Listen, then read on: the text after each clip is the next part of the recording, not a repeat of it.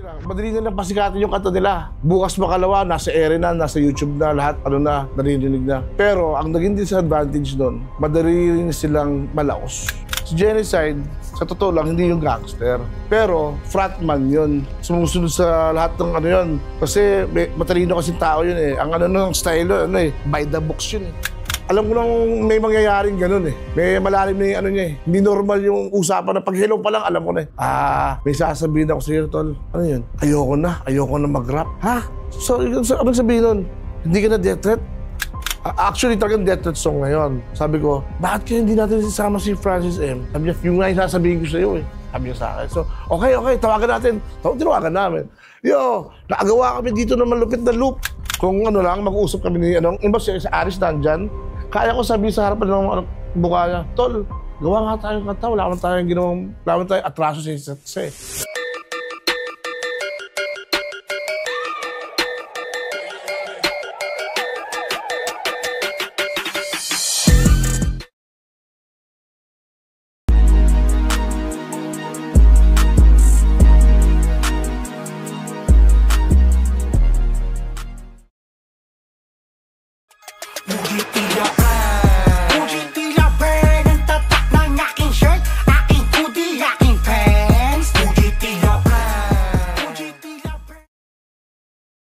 Kung wala kang dating, tapos ang pati mo sobra, ipanda ba tuwing bago ka pa magangas? Bumili ka muna, men. Huwag mo malagang pumorma.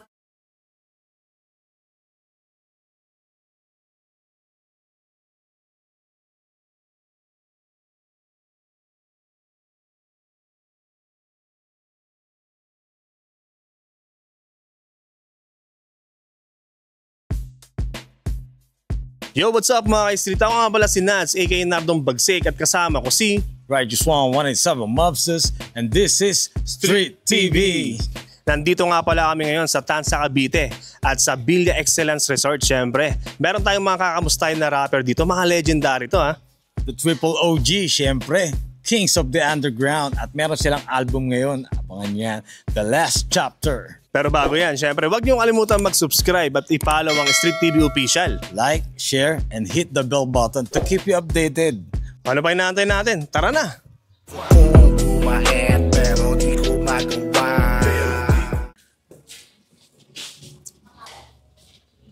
Yo, Kuys! Wala kayo. Welcome sa Cavite, man. Guys, Kamusta biyahe nyo? safe lang. Makulang kanina. Bili kayo, sakto. Bili na OG Beaver, oh. Config, oh. Patel, oh. Guys, magandang hapon. Salamat, safe lang. Kaya na. OG! Siyempre, alam niyo na. OG Beaver. OG Beaver. Kain tayo. Death in the house. What? DTG, baby. Yo, ako po si OG Beware the Death Threat at ito ang aking storya.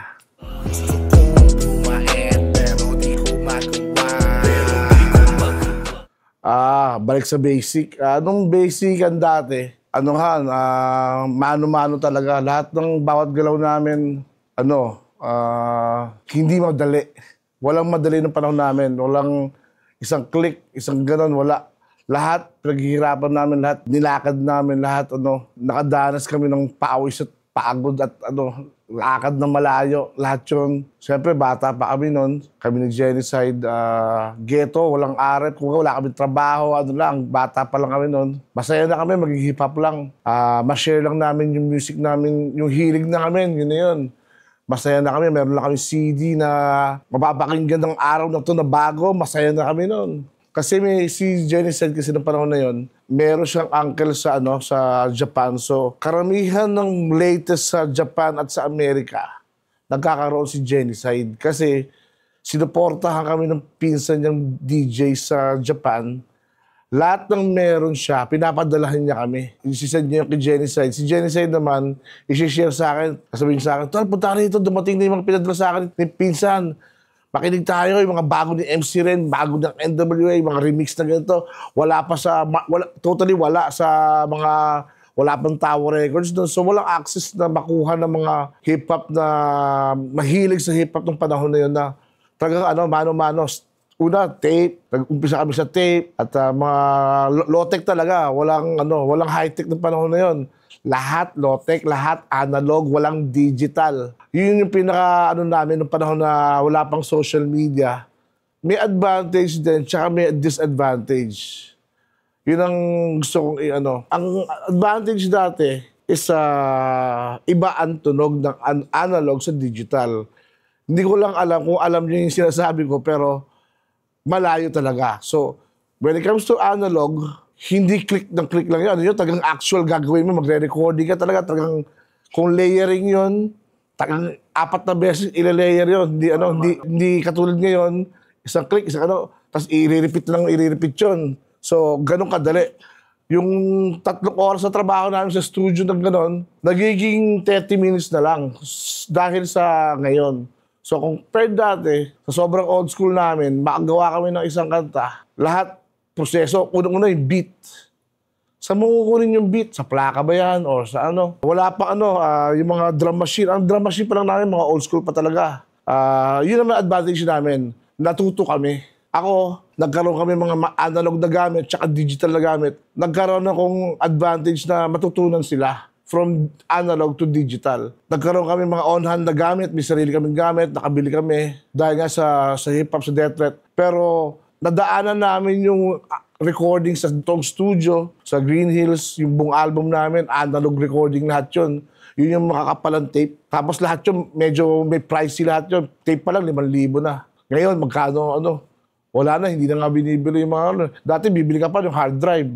Ngayon, wala na. Hindi mo na kailangan na lang may laptop ko or may computer ka. So, malaki talagang pinagkaiba nung low-tech at high-tech. Yun ang topic natin kasi. So, naabutan ko yung low-tech. Ngayon naman, super high-tech.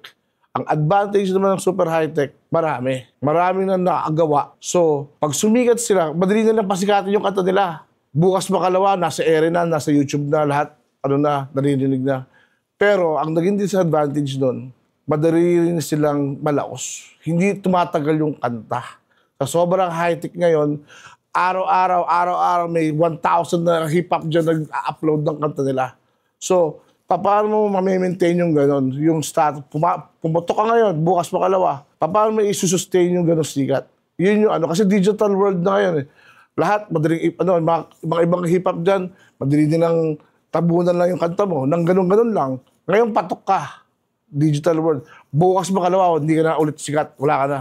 Pero yung analog days, kami naghihirap na mas matagal yung sustain ng sikat namin kasi matagal nang pinaghirapan eh. Ang daming dinaanan muna nun, nag-invest ng panahon yun at hirap at lahat. Ngayon, saglit lang hip-hop na sila, hindi nga sila sure kung hip-hop sila eh. Kasi hindi nila alam kung ano yung hip-hop eh. Rap contest. Never ko naranasin sumali sa rap contest eh. Nagiging judge kami. Pero mula nung nag-hip-hop ako, hindi ko naranasan sumali sa contest kasi kami yung nag-uumpisa ng hip-hop nung panahon na yun. Kami yung naging ano ba yung hip-hop? Sample kami dyan, kakanta kami. Sasabihin nila kasi meron silang thinking na hip-hop, baduy, hip-hop. Nung panahon namin, yun kasi yung first stage eh. Baduy yung mga yan, hip-hop yan noong 1990s, 91, 92, 93. Hanggang pa. So, bulok daw ang hip-hop. So ngayon, pinatunayan namin naman na hindi bulok ang hip-hop. Kahit ganito lang kami. Kasi forma namin all black eh. Hindi ma-forma masyado ng panahon na yun eh. Pero gusto namin tumatak sa utak nila na ang Death Threat ganito. Kumbaga, hindi siya mahirap idolin. Kung idolin mo Death Threat, madali lang. Bumili ka lang ng black t-shirt, black pants. Nung panahon na yun, okay na eh. Wala naman Death Threat t-shirt na eh. Kumbaga, okay na yun, understood na Death Threat ka. Kasi yung panahon namin, Master Plan Days, colorful naman yun. Kasi cross-color days yun eh. Yun yung kasabay naman. Kami naman yung lumalabas na all black. Dahil nga, yun yung panahon na na-influence ako ng NWA. Gusto ko, ang Death Threat, NWA ng Pilipinas. Hindi kami Wu-Tang Clan, hindi kami Cypress Hill. Kami yung NWA na Pinoy. Para sa akin, ang hip-hop is a culture. Way of living yan. Katulad namin as Death Threat. Basta lahat ng hip-hop naintindihan nila kung tunay silang hip-hop eh. Kaya ang old school nandito para at least man lang mabigyan sila ng gabay idea kung paano nag-umpisa ang tunay na hip-hop. Kasi yun nga, kung iba-backtrack nila yun, doon nag-umpisa yung nag-away ang hip-hop sa metal, magulo, rambulan ng mga panahon na yun, kung ano-ano. Mainit lahat. Ngayon, nagtandaan na eh. Siguro kalahati doon, nawala na rin, hindi na active. Iba namatay, iba pamilyado na, iba na yung pananaw. Kumaga, yung mga old school na katulad ng Death Threat, pwede nyo kami reference sa when it comes to hip-hop. Kasi isa kami sa nakakita nung nangyari nung umpisa eh. Lalo na ako nga yung pinakamatanda. So, ako yung nagtagal sa Death Threat eh. Dalawa kami yung nag-umpisa. Pero si G, hindi niya na pinagpatuloy. Ako tinuloy ko talaga kasi may usapan kami hanggang matapos. Kaya ito nga, umabot na kami sa the last chapter. Doon kaya, dahil gusto ko naman matapos yung libro na maayos. Kung sakasakaling mawala ako sa mundo, at least nagawa ko yung promise ko na Death Threat hanggang last album meron. Until i-close. Kung sumobra doon, after 2 album, pumatok kami ulit, tutuloy pa rin namin. Siyempre, depende sa sitwasyon. Kung matatapos ko ng 2 album, edi tapos na, okay na ako, masaya na ako. At least nagawa ko yung promise ko as Death Threat. Tinatapos ko lang naman yung mission ko sa hip-hop world ko. Habang nabubuhay ako, okay na yung yung nagawa ko yung passion ko. Ito kasi passion ko eh. Actually, pwede naman akong hindi maging hip-hop eh. Nakatapos ako ng pag-aaral na gusto kong, pwede ko naman gawin yun, di ba? Sa Canada. Pero hindi ko ginawa yun eh. Iniwan ko ulit yun eh. Bumalik ulit ako sa hip-hop. Dahil naisip ko, kailan ako babalik sa hip-hop pag retired na ako sa trabaho sa Canada or Wala na, hindi na ubra, 65 na ako, 70 na. Wala nang hip-hop na katulad kung gano'n ang gagawin. So, sablay. Yun yung pag ginawa ko naman yun, baka mag-regret ako. Pagtanda ko, tangina, hindi ko ginawa yung dito, hindi ko tinapos. So, sayang. Yun naman yung feeling ko. Pag-guilty ako kasi passion ko nga yun. Ba't iniwan ko sa ere yung hilig ko? So, namili ako. Pag-aaral ko na pwede ako trabahong as normal na trabaho or hip-hop pa rin ako habang buhay na ito pa rin ako. Pero masaya ako. So, nandito ako sa kanan. Si Genocide, sa totoo lang, hindi yung gangster. Pero, frontman yun. Sumusunod sa lahat ng yun. Kasi matalino kasing tao yun eh. Ang ng style yun, by the books yun eh. Laging pang. So, when it comes to mga trouble, mga dating away, hindi starter yun. Hindi ko masasabing starter yun. Pero nakapaligid siya sa mga tropa niyang mga siraulo. Iba kasi style niya eh. Kaya kami nagtugma nun. Ako naman, mas more on gangster side. Siya, hindi siya more on gangster side. Siya yung sobrang lalim na tao na mapapaisip ka din. Noong nakilala ko siya, nag-aral siya sa Pamantasan. Yun yung parang UP na So, hindi ka makakapasok doon na hindi ka matalino. So, nakilala ko siya, doon siya galing. Kilala ko siya kay True Andrew E. Kay pare Andrew E. Beatboxer siya. Isa siya sa mga nag-beatbox sa old songs ni Andrew E. Basta 2 Pasko ni Andrew E. Siya yung nag-beatbox doon.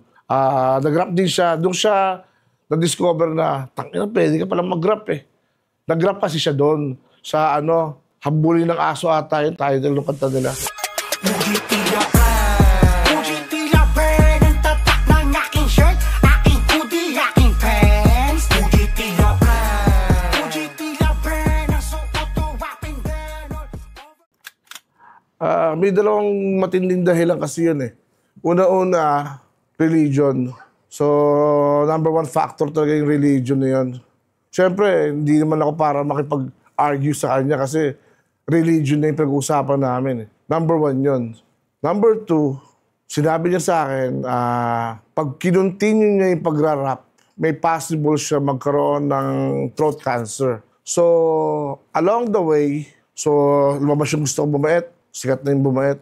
Nagkaroon kami ng 1994, January 2, kami yung opening number ng Eat Bulaga. Tapos yun, tinawagan ko siya, G, ready na. Na tayo? Ready ka na? Kasi ako tumatawag lagi sa kanya sa umaga. Ako nang gigising. Tol, gising na.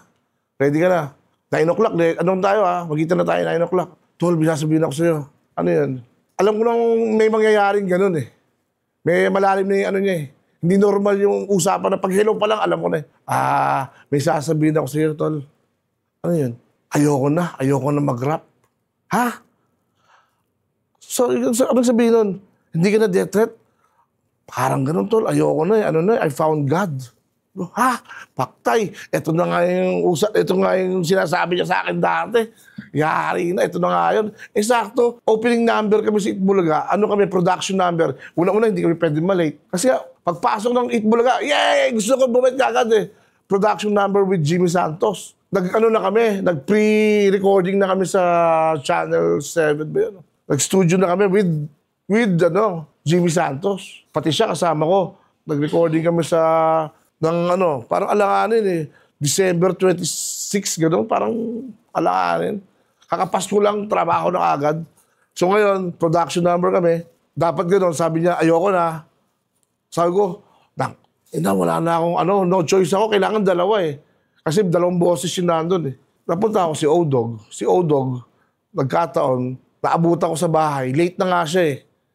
Sabi niya, sabi ko, tol, sabi ko kay G, sige na, hahanap akong paraan, sige, hindi kasi ako pwede mag-isa lang, una-una, yun na. Ayaw mo na, sige, bamakpak. Pinunta ko si O-Dog, sakto, GBS, suit ng uniforme. O-Dog, Oyeng kasi pangalan, Oyeng, ano lakad mo? Pasok na ako, huwag ka na pumasok. Sumama ka sa akin, saan tayo pumunta? Opening number kami ng Bulaga. Talaga? Oo, sumama ka sa akin, wala na si Jensen, ayaw na. Hindi nakakaibang pakiramdam yun kasi unang-una pinaghirapan namin yun. Nung nandun na kami sa Tagumpay, biglang sasabihin sa'yo, ayaw na. Parang never mo na-expect yun eh. Kasi dumating nga kayo sa gano'n na production number na nga kayo, Itbulaga na nga yung pinag-usapan natin, tapos biglang wala na akong kasama. Parang ang hirap, pero ura-urada, kailangan akong mag-decide eh. Kailangan akong mag-decide talaga. Kaya nung takbo agad ako kay Oyeng, tara! Sumama ka sa akin, tara! Huwag ka na pumasok. Mag-cutting ka na, basta sumama ka sa akin. Yun. Si O-Dog naman naging kasama ko noong mga panahon na yun. Yun. Nung nag-perform nga kami sa Bulaga noon, sobrang saya niya, sobrang first time niya. Sabi niya, wow! Ang sarap pala maging rapper, parang artista. Tanda ko yun eh. So mula noon, chill na kami. Nung panahon kasi na yun, meron kaming manager eh. So lagi kaming weekly meron kaming gig. Under Viva Management kami. So anytime, pwede kami magkaroon ng show. Tumatawag lang, wala ka bang gagawin bukas? Wala ba kayo schedule? May gig bukas, ganito. So yun yung namin nila O-Dog. So nakapag ilang siya, pero alam ko hindi niya masyado nakanta sa TV. Parang gano'n eh. Nagkaroon kasi kami ng problema ng dalawa. Kaming dalawa naman nag-away. Si O-Dog kasi nawala siya nung at the same time, nandun si Hijack. In the middle of Death Threat Wanted. Sa buong album na yon, ang maririnig mo, si Beware, O-Dog, Hijack, and Radical MK. Pero si Radical MK kasi DJ namin. So, 3 boses yung maririnig mo. May O-Dog, Beware, and Hijack. So, may Hijack na panahon na yun. Si Andrew kasi pag nagkwento yun, laging may saysay, may kabuluhan. Hindi yung walang kwenta. Ganun pala yun. Parang lagi kang magtataka na hindi mo alam na ganun pala yun. Every time, hanggang ngayon, ganun pa rin siya. Hindi siya boring kausap. Lagi siyang may knowledge ka malalaman. Magtanong ka sa kanya, alam niya yung sasabihin niya sa'yo. Explain niya maigi. Pagkasama ko si Ellie, umabot kasi kami sa point na lagi, magkasama lang kami ni Ellie, kaming dalawa lang eh. Kumbaga, chill-chill lang, shot-shot, tambay, kwentuhan, gawa music. Kaming dalawa ni Ellie, tumatambay siya sa kwarto ko. Ako, tumatambay rin sa kwarto niya. Ganon kami, umabot kami sa ganon. Pero ngayon, busy siya. Francis M. naman, isa pang classic din yon. Siya naman yung mahilig mag-aya. Na tatawag yun, basketball tayo, dali nyo kita-kita tayo sa Bulaga. After Bulaga, basket tayo. O kaya, punta tayo sa Antipolo, sa bahay ko. Punta kayo, basketball tayo doon, kakain tayo. Ellie, saka si Francis M. Kumbaga, 3 hari binigay sa akin ng, ni boss eh. 3, sige, bahala ka na, viewer. Makipag-trip ko niya kay Francis M, kay Ellie, saka kay Andrew eh. Ikaw na bahala. Gawa kayo shit. Sabi ni Papa G's, gawa kayo shit. Ayun, nakagawa kami shit. Yun na, naging shit. So, super shit naman yun. Classic na shit. Classic na shit na yan eh. Itong top 5 ko Not in order, okay? Flow G. May sarili talaga siyang flow. Napapanood ko rin yung ano niya, na bata pa lang magaling na. Talagang magaling nga si Flow G. Kasi ang dami niyang kanta na Kasi ako, kung pipili ako ng mga rapper, hindi yung pare-pares lang ang tono. Siya iba-iba So, good for him. Skastakli, ganun din. Mas more on singing si Skasta. So, I give him the 4 or 5 mics. Si Looney, solid talaga Looney. Hindi ko masabing bado yun o corny, magaling. Anong bang sasabihin mo doon? So, magaling din yun. Easy Meal, syempre. Sa totoo lang, anak yan ng kaibigan ko, si Paul Sapiera ng Rockstar One. So, mula nung narinig ko pa lang yan, suporta na ako kay Easy Meal. Wala pa yung kanta niyang sumikat. Si Paul Sapiera, na tatay niya mismo, taga Olongapo, kaibigan ko. Mula nung back in the days pa talaga, nagpa-promote kami kasi isa lang ang manager namin. Rockstar One, yung kumanta ng maraming sumikat na kanta, hawak din kami ng manager nila. So, lagi kami nagkakasama. Nung panahon na 90s, 93, 94, yun, yung panahon na yun. Side. Unang-una kasi, kaibigan ko nanay ni Cashman, kumari ko kasi yun Magaling yung sounds nila, nakakasama namin sila lagi sa show Pangatlo, kakosa ko sila bahala rin yung mga yun So, madalas kasama ko sila sa shows ng bahala. So, okay, mababait sila. Mga bata pa yan So, magagalang. Hindi ko nakita sa kanila yung bastos. Hindi. Iba kasi medyo malalaki na ulo. Ito, offside, okay sa akin. Suporta ko itong mga to. Pagpatuloy niyo na yung ginagawa niyo kasi maganda naman. Hindi naman negative. So, positive. Suportahan natin yan. I salute sa inyo sa limang sinabi ko. At sa iba pang magagaling din, hindi naman necessarily na hindi kayo sa top 5 ay hindi kayo magaling. Siyempre, top 5 lang So, kung sinabi sa akin top 20, baka nakapasok kayo pangalan nyo doon. Pero top 5 lang muna So, respeto ako sa mga bagong magagaling. First album namin, gusto kong bumait, 1993 lumabas. 94 na kasi siya sumikat Kaya minsan nagugulan sila. 93 talaga, lumabas ang Death Threat. Pero ang totoo, 92 talaga. Kasi 92, nag-sign na kami ni Genocide sa Viva. Okay, umabot kami sa Gold Platinum. Yung first album pa lang, umabot ng una, inaward na kami Gold. Nag-Platinum yon. Tapos yung ibang Platinum, hindi na inaward sa TV Kumbaga, kami nilang nakakaalam. First album namin, alam ko, umabot ng triple Platinum yun Hindi na lang inaward. Second album, Ilibing ng Buhay. Yun yung album namin na sobrang talaga. Sa tingin ko medyo pumatok talaga. Kasi yung first album parang nagtataka pa lang sila, parang what? Shock pa lang Second album, napatunayan namin ulit sa Ilibing ng Buhay especially nung guest namin si Putsch sa So, naman yun?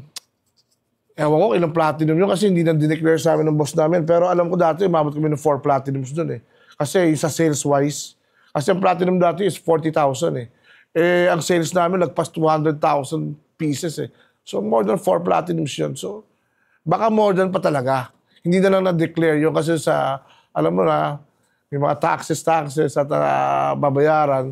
Pero, yun ang inabot ng album na yun. Third album, Kings of the Underground, platinum na naman yun with Glock 9 and Hijack. So, lahat ng album namin successful Wala naman ako masabing lugi yung boss namin. Wala kami album na gano'n. Hindi namin alam yun.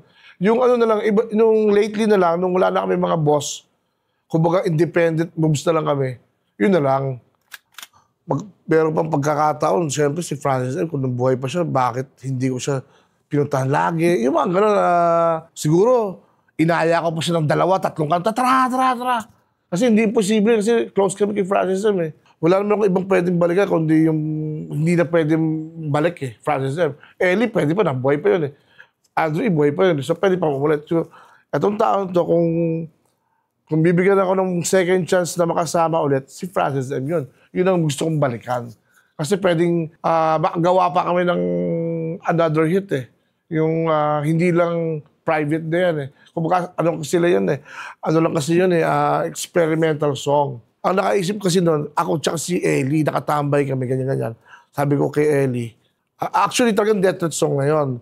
Sabi ko, bakit kaya hindi natin sisama si Francis M? Sabi niya, yung nga yung sasabihin ko sa'yo Sabi niya sa akin. So, okay, tawagan natin. Tinawagan namin. Yo, nakagawa kami dito ng malupit na loop. Doon lang kami sa kwarto namin, sa bahay. Nakagawa kami ng malupit na loop. Okay ba kung gusto, i-guess ka namin ni Beware, sabi ni Ellie kay Francis M. Sabi ni Ellie, syempre naman, puta ka na, Detroit yun, Ellie Buendia. Di pwede, hindi ako pumayag dyan. Game! Yun yung sabi ni Francis M. So, yun yung pwede ko masabing kung babalikan ko, yun ang babalikan ko. Hindi siya imposible. Nagkakaroon lang talagang hindrance, yung may nagbabalakid lang. Pero kung ano lang, mag-uusap kami ni si Aris nandyan, kaya ko sabihin sa harapan ng mukha niya, Tol, gawa nga tayong kanta, wala naman tayong atraso sa isa't isa.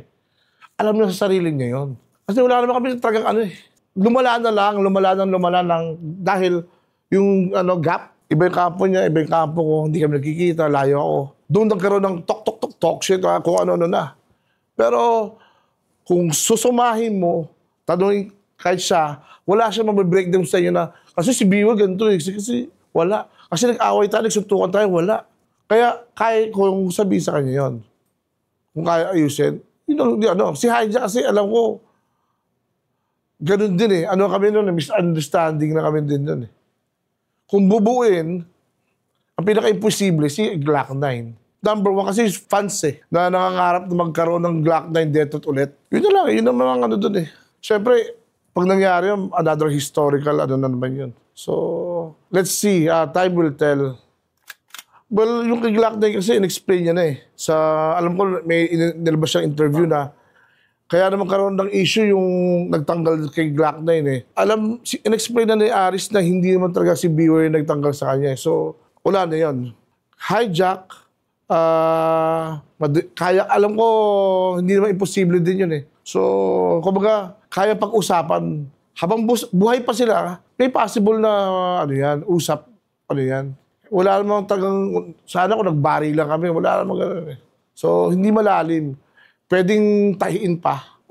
Maliit lang yung butas Once again, ako po si Beware ng Detroit at nagpapasalamat po ako sa inyong lahat at sa Street TV at sa ating sponsor na Villa Excellence. Mabuhay kayo and syempre, Detroit in the house. Bra!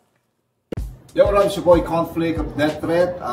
Please support my new single entitled The Genesis. Nasa YouTube siya and Spotify, Apple Music at streaming platforms. And abangan nyo yung follow-up single ko na ang title ay Legendary. So yun, abangan nyo rin yung album na binubuo ko ngayon. Yo, this is AK Diablo of Detroit at pinapasalamatan ko lahat ng mga fans na hanggang ngayon ay sumusuporta pa rin sa takikinig sa Detroit. At siyempre, abangan nyo po the last chapter ng Detroit. At sana po yung suporta simula una hanggang sa huli po ay maasahan po namin sa inyo. Yeah, ito na yun, Detroit 8. Yeah. Matagal namin ginawa ito, marami na rin naghintay at nag-abang. At finally, ito na po ang This 2, which is parang the side A ng album namin. May side B yan usually, di ba? So, ito pa yung una. This one is side A. Lumabas na po, please support. June 27, lalabas na sa Friday yung buong album namin. Not only Spotify but lahat ng Twitter, basta lahat ng mga digital platforms na yan, lalabas yung album namin. Abangan niyo po, sana po supportahan niyo. I-click niyo lang po yung button na yan. At malalaman namin kung sumusuporta pa rin kayo. At this 2, at yung mga nagtatanong sa akin sa this 2, lalabas yun sa first week ng August. I'm trying my best pero ang target date ko is first week ng August lalabas yung second disc ng so mas more on maririnig yung hard side ng Detroit dito so abangan nyo yan meron tayong ilang kanta na niremix namin surpresa namin yan so this 2 side B August 2025 lalabas yan Detroit 8 magkakasama rin kami na syempre including Joe Hassel wala lang siya dito ngayon pero ito ulit, magkakasama kami. Sana yung mga gustong kumuha sa amin as a show, as a group. Open pa rin kami for bookings. Email nyo lang, isa sa amin. At please in contact with us kung gusto nyo kunin ng Death Threat. Madali kami kausap. At the same time, meron kami mga merch, Death Threat clothing, yan. Kung ano-ano pa. Please support DTG. Alam ko, sleeping giant ang Death Threat. So ito, nagising na ulit kami. At magigising kayo, syempre dahil sa pasabog namin sa album na to. Alam ko, meron pa rin nagmamahal sa Death Threat. So, respeto sa inyo. One love pa rin, baby. Fat L in the house. Battle of Death Threat. Siyempre, nasabi na ng mga kagrupo ko halos lahat. So again, the last chapter, disc 1, release na. Abangan nyo yung disc 2, lalabas din. And maraming salamat sa walang sawang pagsuporta sa Death Threat. Abangan nyo pa ako ang mga susunod na labas ang release ng kanta namin at sa mga shows. Kita-kita tayo. And, Pahabol, babalik nga pala yung ano namin, yung siyempre supportahan yung DT merch namin, no? Tapos meron kaming Hood Stars na tinayo namin 2010. Babalik namin, pero i-buy namin yung portion. Tama. So, yung At siyempre, bago ko makalimutan, partner kami ni AKA Diablo at saka ni Dice ng Ilkap Ilkap Cartel. Saan mo ilalagay yung shop sa Tamsa? Di ba na? Tansa muna. Tansa muna. Tansa muna. Tsaka bago ko makalimutan, pasalamatan ng aking Inang Sinchan Soy. Thank you po. Siyempre, Thank you po. sa paggamit namin sa Villa Excellence Wave Pool Resort ninyo. Maraming salamat po at Thank you very much. napamerienda pa kayo sa amin, nakakahiya naman. Pero thank you very much at sa mga fans, subukan niyo po ang Villa Excellence Wave Pool Resort. Napakaganda po. The best. Yeah. Number 1. Parang wala ka sa Pilipinas pag napuntahan niyo po to. Napakasarap at napakaganda po ng ambience dito. Number 1 sa Tamsa to. Number 1 sa Number 1 Tamsa. yan. Once again, kami po ang Death Threat! Bang! Yeah! Okay. Pack up. Thank you.